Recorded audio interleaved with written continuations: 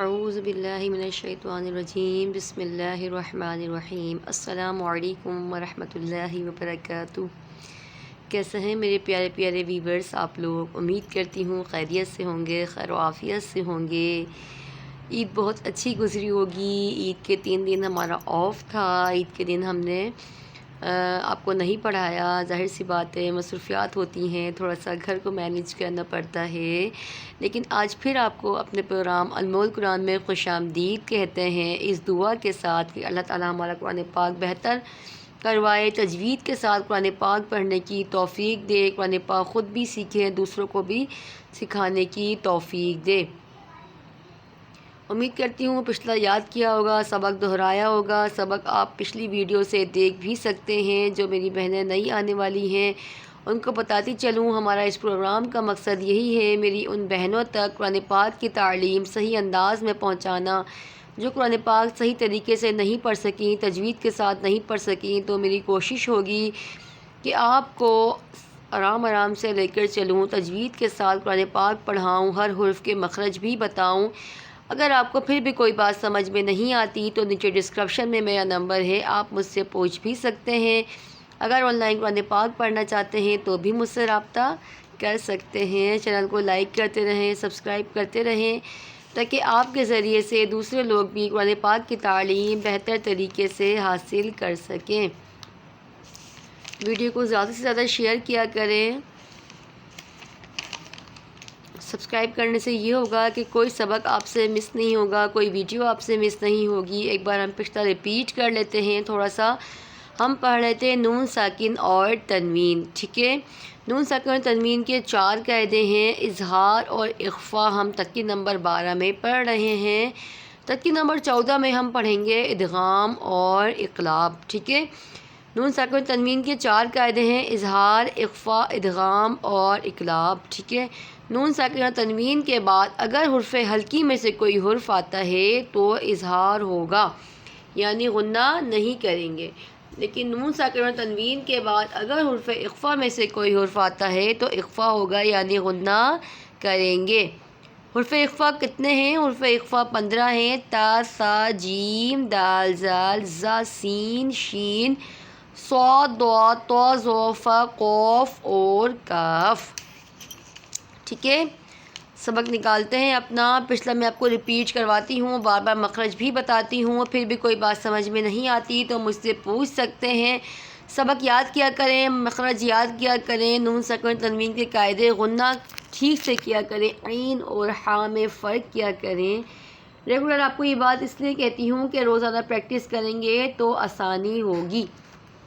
بسم اللہ الرحمن الرحیم۔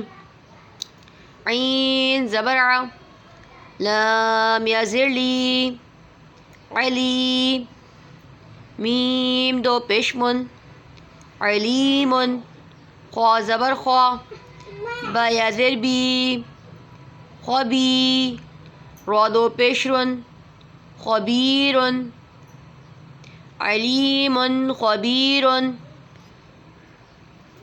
سین با زبر صب، ح 2 زبر حا، سب حا، طا زبر طا، واو یا زیر وی، طوی، لام 2 زبر لن، طویلا، سبحا طویلا، سین زبر سا، میم کھڑا زبر ما، سما،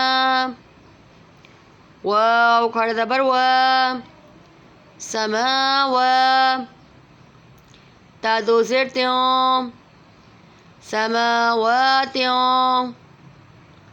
طا زیر طی، با الف زبر با، طبا، قاف 2 زبر قن، طباقا، سماواتیوں طباقا، ٹھیک ہے؟ رواں پڑھتے ہیں، اس کے بعد مخرج پڑھیں گے۔ علیم خبیر، سبحا طویلا، سماوات طباقا، تو کو پر پڑھیں گے، تو کو پر پڑھیں گے۔ علی پہ ہو رہا ہے یا مدہ، یا سکن سے پہلے زیر ہے، مو پہ تنوین کے بعد خوا آ رہا ہے، تو خوا کس میں سے ہے؟ حرف حلقی میں سے۔ جب حرف حلقی میں سے کوئی حرف آئے گا تو اظہار ہوگا، یعنی غنہ نہیں کریں گے، ٹھیک ہے۔ علیم خبیر، من پہ ہو رہا ہے اظہار، خبی پہ ہو رہا ہے یا مدہ، یا سکن سے پہلے زیر ہے تو یا مدہ۔ مخرج کو غور سے سنا کریں، خود بھی پچھلے سے ریپیٹ کیا کریں تاکہ مخرج آپ کو سمجھ میں آئیں۔ پچھلا میں آپ کو ہر حرف کے مخرج بتاتی ہوں، پچھلی ویڈیو میں بھی آپ دیکھ سکتے ہیں، خود بھی پڑھیں گے تو سمجھ میں آ جائے گا، ٹھیک ہے۔ آئیے آگے کے مخرج جانتے ہیں۔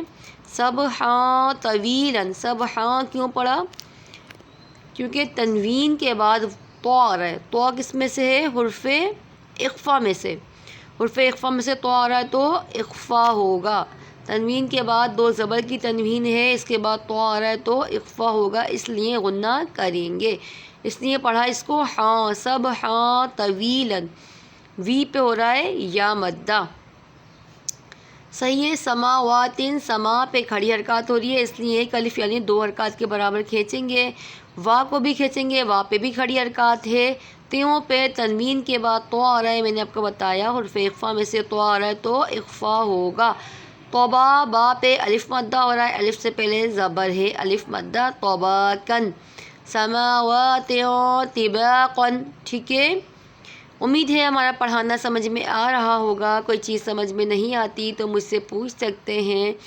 چینل کو لائک سبسکرائب لازمی کیا کریں تاکہ آپ کے ذریعے سے دوسرے لوگ بھی قرآن پاک کی تعلیم بہتر طریقے سے حاصل کر سکیں، قرآن پاک کی تعلیم کو آگے لے جانے میں ہمارا ساتھ دیں، قرآن پاک کو عام کریں، قرآن پاک خود بھی سیکھیں، دوسروں کو بھی اس کی تعلیم دیں۔